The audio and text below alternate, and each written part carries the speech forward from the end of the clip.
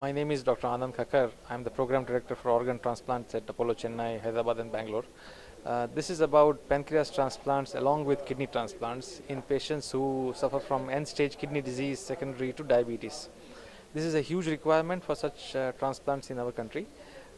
India is the diabetes capital of the world, and 40% of our patients on dialysis have diabetes as a cause of the kidney failure.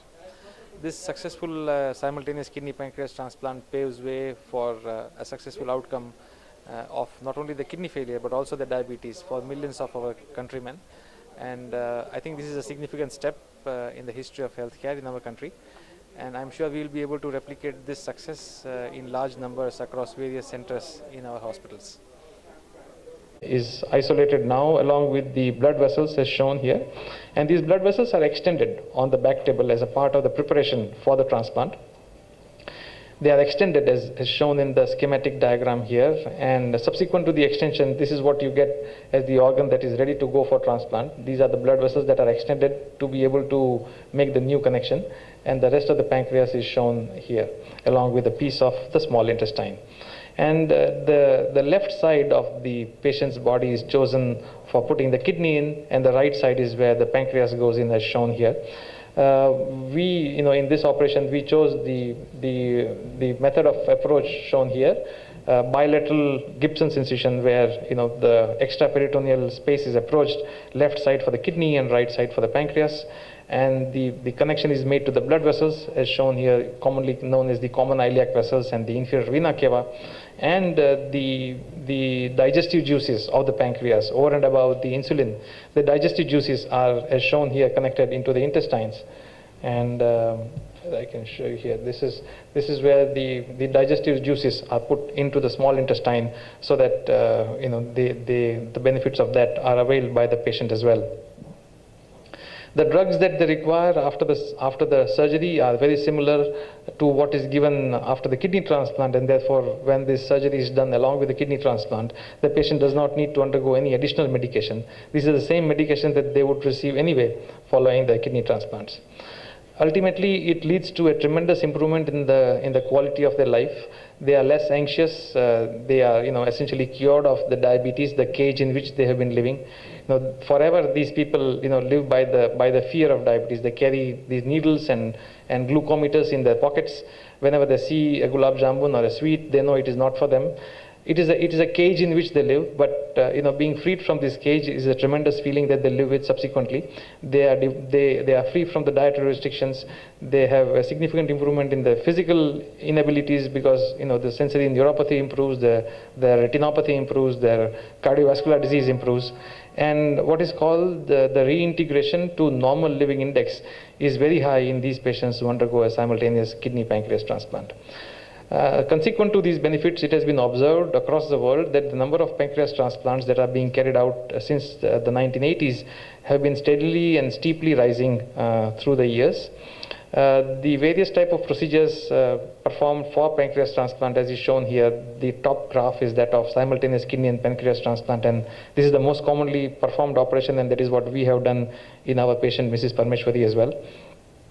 It is just to show data from the International Pancreas Transplant Registry that patients undergoing pancreas transplant for both type 1 as well as type 2 diabetes have more than 90% survival at even 3 years after the transplant.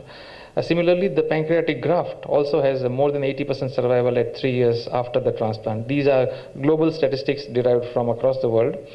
And this is a direct comparison to patients who, the top category of these patients is where they undergo a kidney and pancreas transplant. The one below is the pancreas transplant alone, and the bottom is kidney transplant alone, both for type 1 as well as type 2 diabetes. And it is very clearly shown that the survival of the patient and the graft is highest when both the kidney and the pancreas are transplanted together as compared to each one of them individually.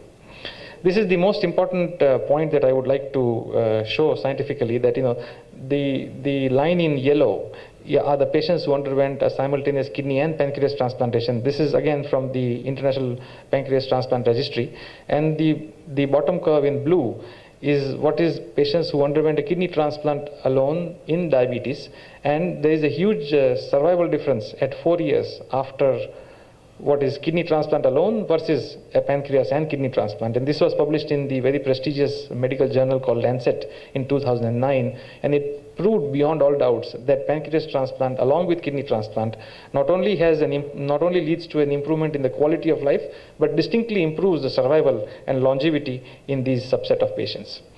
So at Apollo Chennai, with the continuous patronage and support of our beloved chairman and the management, we have been the pioneers in organ transplantation. Our chairman will tell you he was instrumental in the very act of the Cadaver Transplant Act of India being passed way back in 1995.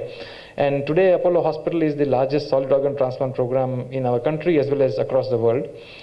In South India, Apollo Chennai is the largest liver transplant program today, and we are also, I'm very proud to say, we also are the first to perform a successful pancreas transplant in our area of South India. There have been 2 attempts earlier at All India Institute in 2005 and once in 2008. The fate of these patients were not clearly known, and the programs didn't sustain subsequently. We had a patient, Mrs. Parmeshwari, who was referred to us from our clinics in Pondicherry, with a 52 years old patient with diabetic nephropathy on dialysis and large doses of insulin. She also suffered from diabetic retinopathy in both her eyes, and we luckily had a young cadaver donor with blood group O from whom we performed a simultaneous pancreas and kidney transplant for Mrs. Parmeshwari. She was discharged on 10 days after the surgery, completely off dialysis from the very first day and completely cured of her diabetes. Friends, I would like to say that pancreas transplant is here to stay. It is a procedure which is not only technically successful but has a huge impact on the quality and longevity of life of these patients.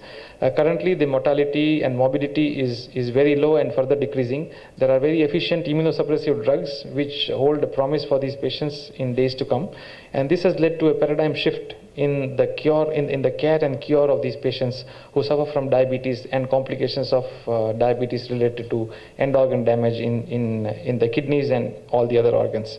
So Apollo Chennai is ideally poised to take this endeavor further in a systematic and a programmatic fashion. Thank you very much.